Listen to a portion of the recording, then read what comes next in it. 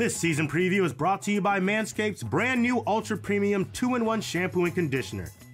This luxurious lather cleanses and nourishes in just one step. Using coconut water, green tea, and aloe, this non-greasy daily formula is naturally hydrating and rich in antioxidants to revitalize the look and feel of your hair. So head on over to manscaped.com and use the promo code SACCITY for 20% off and free worldwide shipping. The new Ultra Premium 2-in-1 Shampoo and Conditioner from Manscaped. Take care of hair everywhere. The Washington Commanders season preview coming right up here. We're talking offense, we're talking defense, we're talking what to watch for, odds, schedule, record predictions, and that preseason power ranking. It's starting to fill out there. Let's start with the offensive side of the ball, Aaron. Let's just do this. Let's just get it out of the way now, okay? Your background, you have been very hard on Carson Wentz, and it's all in fairness. It's all completely fair. But there's got to be a way he could change your mind. There has to be something that he can do this season to change your mind from him going from a big turd to maybe a slightly less bigger turd, okay? So what do you want to see from Carson Wentz this year to change your mind? I think you like disappointing me. I do. Because if you were subscribed to the Sac City podcast, I dropped a short telling people exactly what Carson Wentz would need to do to get off of my turd list and get back in my good graces. It's simple. He needs to return to the form when he was, quote unquote, the MVP. 2017, 11-2 record, 33 touchdowns to 7 picks. A guy who was confident, a guy who played like he was a leader. He treated the team like he was a leader. And then all of a sudden you tear your ACL, and that's unfortunate. And you went through a tragic injury. But when you come back from that injury, after a guy leads your team to the Super Bowl, it seems like you don't like that somebody took your job. You're whining, you're complaining, you're making excuses. There's tension in the locker room, and you are no longer that guy that people are looking at as the future of the franchise. And I think that's gotten into his head. I think it's played a huge role in what's happened since then. He has to let it all go. He's got to not worry about Aaron Mukes, the Mukesiah, calling him a turd. He needs to go out there and just show that he can play the game of football and not continue to hurt his football team when it matters most. Can't throw picks like he threw last season when he's falling down and just throws it up in the air. We get on quarterbacks for that like that all the time. And unless you're Patrick Mahomes and you can make up for that and bounce back, then you're going to be criticized. It's Jameis Winston. We got on him when he threw 30 picks. It's the same story here. He has to be confident and comfortable in his own skin, comfortable as him as a quarterback, and trust his ability. Because I've never questioned Carson Wentz's quarterback ability. Can he throw the ball? Yes. Can he make throws on the field that many quarterbacks cannot make? Absolutely. And at times, you see it. We saw it last year at times, and we're like, is he? Every time. And it's here. It's right here. It's very Jay Cutler-esque. Very, very Jay Cutler-esque. It's this, you look at the guy and you're like, man, that's a super talented guy, but something ain't right. And I think it starts right here, and it's very, like I said, it's very Jay Cutler-esque. Yeah, there's a next level that we have to see from Carson. Like, statistically speaking, and this is what people get out, like, always go back to if you're a Carson Wentz defender, is statistically speaking, I mean, you look at his stats last season, he was a good quarterback last year in terms of stats with his touchdown to interception ratio. It's just in those big moments, we saw him collapse. And there's always been that knock on Carson Wentz of the mental toughness and just basically almost the personality of Carson Wentz in the locker room and that mental toughness of him that was always in question. And in those key moments where the game's on the line, you have to do something, you have to go out and make a play, just never really gets it done. We saw it in Indianapolis, and that's what you have to see from Carson Wentz to change this. I mean, would you say, where would you rank the Commanders' weapons in terms of how, like, the best weapons Carson Wentz has had? I mean, you look at what he's had in Philadelphia: Alshon Jeffrey, Dallas Goedert, Zach Ertz, Deshaun Jackson. I will tell you, it's behind Philly and in front of the Colts. But It's hard to say that because if you're only talking receivers, the Colts had a perfect setup for Carson Wentz. A perfect setup. A great defense, a great offensive line, the best running back in football last year, a #1 target in Michael Pittman, and you didn't make the playoffs. You lost to the Jaguars in the last game of the season. To me, this isn't about weapons. This isn't about it's about Carson Wentz. It really is not about weapons. And everybody wants to throw out the time in Philly. He's been a 500 quarterback basically his entire career. The one good season, the one winning season. I know we don't like to say wins or quarterback stats, but guess what? They are. We look directly at wins and how are you winning? Are you able to elevate your team to victories? And outside of one season, he hasn't been. He's been hovering around 500 his entire career. So what are you doing to elevate your team? Otherwise, you're just getting by. You're just doing enough to win a few games, but you can never put your team over the top. And this is a guy, and I always say this, I am not judging him based on the NFL quarterbacks and if he can play in the league. I'm not saying, I call him a turd because he's not doing what the #2 overall in the overall draft pick should be doing. The $100+ million he got paid should be doing. That's why he is a turd. Not because he can't play football in this league. But when you are picked #2 overall and traded up for it, given away assets for it, you have to produce like that or you're a turd. In comparison to those guys that we expect to be elite at those levels. So it's the same thing that AJ doesn't like about Mitch Trubisky. Like he just hasn't lived up to being that high of a draft pick. Carson Wentz got $100 million+. What has he done to say that contract was #1 deserved and #2 that he's lived up to that? Like I haven't seen it. So until I see that, he was always going to be judged based off of that. And that's why he has a big shit burger on his head right here. I'm not trying to disrespect the man as a football player. He's one of the best 32 quarterbacks in the NFL. I will say that. He deserves to start on a team if you look at the grand scheme of things. He has that talent. But I feel like that was a backwards compliment. It's not enough. I feel like that was a really backwards compliment there. You know, he's one of the best 32 quarterbacks in the NFL. That's not a backwards compliment. You understand? 32 guys in the entire universe. No, I get for an NFL team. I get what you're saying. Like, I get it is meant to be like a compliment, but like it feels like, you know, you're the best out of like you're the best out of the group of everybody, but you may be the worst out of the group of everybody. Like Daniel Jones, like Daniel Jones, you are the best out of the 32. But that's what I'm saying. So when I want people to understand when I'm calling him a turtle, because they'll be like, "Oh, what are you doing? You can't. He's an NFL player." Like I'm not. It's not about whether he's good enough to play in the NFL. I will tell you if I really feel he's not good enough to play in the NFL. It's just I'm putting him on the same level as his counterparts. I'm looking at him as the same level of quarterbacks that are selected #2 overall or #1 overall that we have expectations for. It's the same reason why Daniel Jones does not get slack. Because he was the 6th pick overall in the draft. If he was a 4th round pick, we wouldn't care that Daniel Jones wasn't good. We would just move on to the next guy. But when you're picked that high, you have expectations that come along with that. That's Carson Wentz. He had expectations.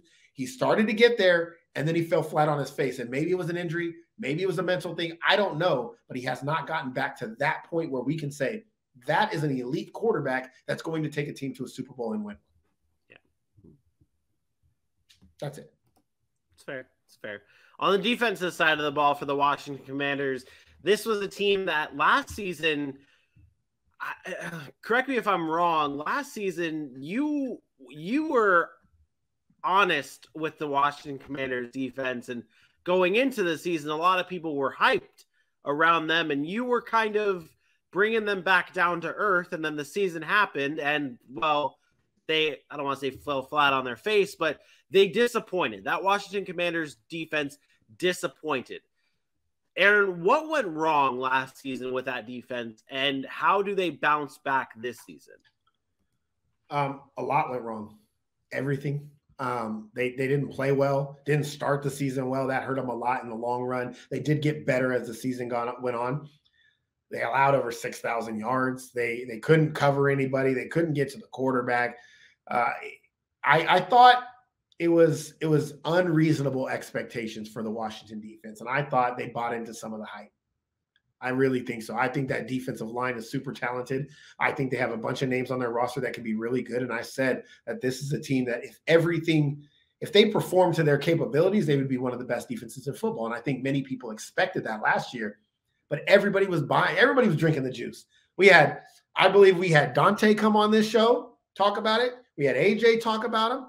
I saw ESPN analysts talking about they were going to win the division because that was the best defense in the division. They were elite, the pass rush, this and that. And I was like, I've seen this NFL before.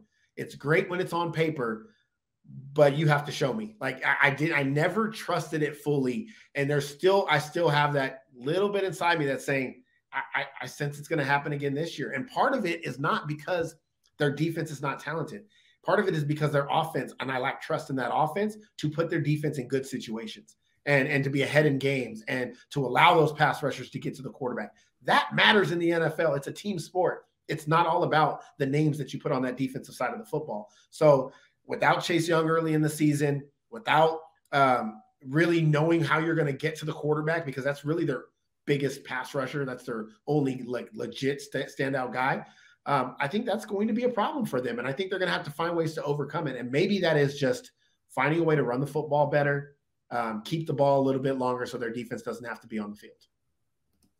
I think the key for that defense is going to be the pass rush. And I don't think that it is just Chase Young.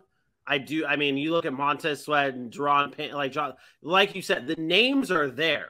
Like this team has names. Like even you go to the secondary. I mean, Kendall Fuller is a name. Like the potential is there. It's just everyone has to play their part on this defense to step up. And I mean, this division is, I don't want to say it's there for the taking, but we know the NFC East and how no one's been able to repeat in quite some time. And so not to say the division is there for the taking, but if the Washington Commanders want a shot at this, that defense is going to have to play to the potential that we've set for them even last year with these names. It can't be just names on paper. They have to go out and prove it with especially that defensive line that can get to the quarterback with those guys like Payne, Sweat, Allen, and Chase Young. Like, do your job and you're going to be able to set yourself up no matter what Carson Wentz does on the offensive side of the ball. If that defense is playing to the level that they are capable of, they will be a team to be worried about in the NFC East. As a whole, though, with the Commanders, Aaron, what are you watching for this season the most? Yeah, I'm looking for somebody on the offensive side of the football to step up. I think I know, and I mean, obviously we're not talking about Carson Wentz at this point. And I don't think we're talking about Terry McLaurin. I think we know what he's capable of, what he can give you. But who's the other guy? We saw a couple of years ago was Antonio Gibson really kind of step up, him and J.D. McKissic. And what were they able to do? They were able to get to the playoffs and make a little run. So I think that's what I'm looking for. We see Antonio Gibson kind of falling back on the depth chart. Maybe it's a Brian Robinson that comes in and kind of takes control of that backfield. And you look and you say, okay, this is the guy that's going to help this offense. Jahan Dotson, Curtis Samuel, who they went out and paid for last year. Somebody, Logan Thomas maybe being back helps them. Who's the other guy? Who is the guy that you can look to and say, it ain't just Terry McLaurin, and it's not just, hey, good quarterback play that's going to help us get to where we want to go. Who is that other guy that steps up, gets 1,000 yards either on the ground, through the air, makes big catches, goes and wins us some games on some big plays? I think they've lacked that over the course of – I'm trying to think back when since the Kirk Cousins days. Yeah. Like Pierre Garçon. Yeah, like Robert Griffin III when he was first there. Like they've lacked those explosive plays. And I think they need to find somebody that can do that. And I don't know if they have that on their roster currently. I don't. I'm excited for Jahan Dotson, but I don't know that he brings that.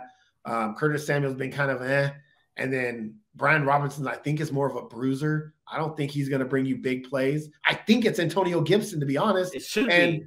And I don't know if he's really going to be that guy. Yeah. Maybe that's what he turns into, though. Maybe it's now, hey, he's not getting a full workload, but when he comes in, he has that burst plays, 20, 30, 40 here, because we've seen it happen. Guy ran for 200 yards in a couple of games just a year ago. So, who's going to be explosive? That's what I'm looking for. Yeah, and I mean that's kind of what it was last year too. I've always felt, and maybe like you said, the years prior, like last year it was Terry McLaurin, you're sprinkling your Antonio Gibson, and those were your real like playmakers on that offense. But it was that it was just that you would see your like a big play here and there from like a Cam Sims or a Daemi Brown, like every now and then you'll like. You'd be watching Red Zone and like you see, oh, like Daemi Brown just like had like a 75-yard touchdown pass. Like there was never that consistency there too. So like I'm like definitely looking for someone like a secondary piece on that offense to step up. I think also it's worth noting that offensive line and the changes that they went through this past offseason. Obviously losing Brandon Scherf, now bringing in Andrew Norwell, bringing in a Trey Turner to play opposite side of Andrew Norwell on that at the guard position. Sam Cosmi going into another year. I think the development of that offensive line and whether or not they can gel, because we talk about the strength of the weapons that Carson Wentz has had throughout his career. This might be the worst offensive line he's had in front of him in his career. Indianapolis obviously had a good one. Philly had a good one. And this is not to say like Washington's offensive line is terrible, but it's the lesser of the three teams that he has been on. And there's definitely a lot of question marks and uncertainty with those guys that are there. So I'm interested to see how well they gel. Let's go to our prop bets for the Washington Commanders. And, you know, I'm going to be honest with you here, Aaron. I'm going to be honest. I've had a very hard time on today's show getting the prop bets for the Commanders and the Jacksonville Jaguars because, like, the plus money was not there with the odds for these two teams. So it's a little tough. So we start off with the under 7.5 wins at plus 110 for the Washington Commanders. Over 23.5 Carson Wentz passing touchdowns at minus 105, and over 1,000.5 Terry McLaurin receiving yards is at minus 110. Aaron, what's your locked and loaded bet here? Under 7.5, and it's not close. I think this team's another disappointing year for them. You know what I feel about Carson Wentz. I don't think he's a winner. I don't think he can win enough games. I don't think he has it in him. And unlikely to probably even finish the year as the starter, not because he's benched, but because of injuries or something. Like something just the under. There's no more analysis that needs to be said regarding the Washington Commanders and what I feel about how many wins they're going to have. It's under. Yeah, it's a fair bet to take. I think it's tough to not go like the Terry McLaurin over 1,000, basically over 1,000 yards there. He's been consistent with that, being right around that mark. Let me see what was Terry McLaurin. Yeah, but so I wanted to bring this up earlier, and you bring a perfect segue. How many teams can you look at and say the disparaging? There's the gap between the first guy and whoever the next best guy is as big as Washington has been. Like for the wide receiver position? Any position. You have Antonio Gibson, 1,000 yards rushing, next closest 200. Terry McLaurin, 1,000 yards receiving, next closest 300. Like there's such a big gap between their number ones and anybody else. Maybe it's better this year, I guess, because you got a Jahan Dotson and maybe Curtis Samuel's healthy.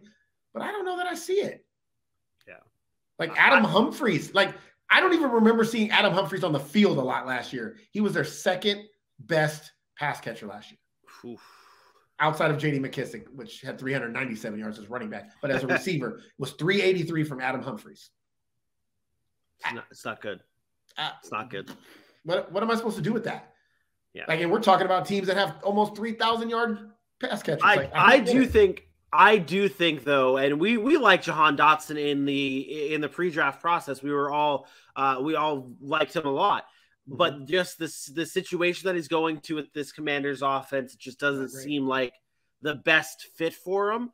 But the talent is still there. So if they can figure out the way he's going to fit into this offense, and if he can be a key contributor, he's going to be a good player for this team. He's got the potential to do that. But like you said, the distance and the gap between your ones and your twos are there. Now, when you look at the schedule for the Washington Commanders here, and you go to that question. I mean, the defining part of this schedule, I think, and I don't want to go to the easy route, man, but I'm going to. It's got to be the division games with the NFC East the way it is, and the way the history works with it, the fact that no one's been able to repeat as NFC East champions. That's what it comes down to for the Commanders. And we talk about splitting these games against your division opponents. You have to be able to at least split with your Cowboys and your Eagles, and then maybe get your sweeps of the Giants. And I'm not saying the Giants are going to be a pushover this year, but I don't think that they are. That you have to be able to win those games to be able to give yourself a chance. And I mean, you look at their schedule. I mean, Jacksonville, Detroit, Chicago. I mean, these games are like on paper, these games are winnable games for the Washington Commanders. Get the job done against those teams. That's like an obvious thing. But you have to be able to split with your division opponents to be able to give yourself a chance to like continue the trend of not repeating or NFC East champions not being able to repeat. Yeah, I think division games are always kind of what lends to what happens in the NFC East as far as the division winner. If you're a team that goes 5-1, 6-0, 4-2 in that division, usually that's the team that's winning the division. I don't know that the Washington Commanders can do that this year. I think the Philly's too good of a team. I think that Dallas is too good of a team to where they can win 4 to 5 games. I just think they're going to struggle this year. I think they're going to struggle all year long. Look, I'll be honest. I got Washington going 6-11, and even more of a fun fact. You talk about division games. I have them winning 2 division games. I have them going 2-4 in the division. I have them beating Philly once, and I'm beating the Giants once. And I'm not even sure about the Philly game, to be honest. It's at home, so I gave them that game, but I'm not really sure. They could easily get swept by Dallas and Philly, and it would not shock me. 6-11 for the Washington Commanders this year. Sorry, Commanders fans, but new team name, same old result. Yeah. I have them at 7-10. I think it's definitely a step back for the Commanders this year. Carson Wentz is not going to be able to get the job done. I think Carson Wentz is going to have to play and win them these games if they want to go better than 7-10, and I just don't see that happening. 7-10 for the Washington Commanders. Preseason power ranking time, though, Aaron. Where do they land on the preseason power rankings? Yeah, it's always hard with power ranks. We're trying to slot them in the right spot just in case later teams come in, want to go above, below. We found a nice cushion spot for Washington. We listed them at number 25 in our power rankings. Look, they're going to struggle. It's going to be tough for them to get into the playoff contention. We talked about even playing in an NFC East that's not very strong or considered not very strong. They're going to struggle to win games. Chase Young's out. Carson Wentz we're questioning. So the Washington Commanders come in at number 25 on Sac City's preseason power rankings.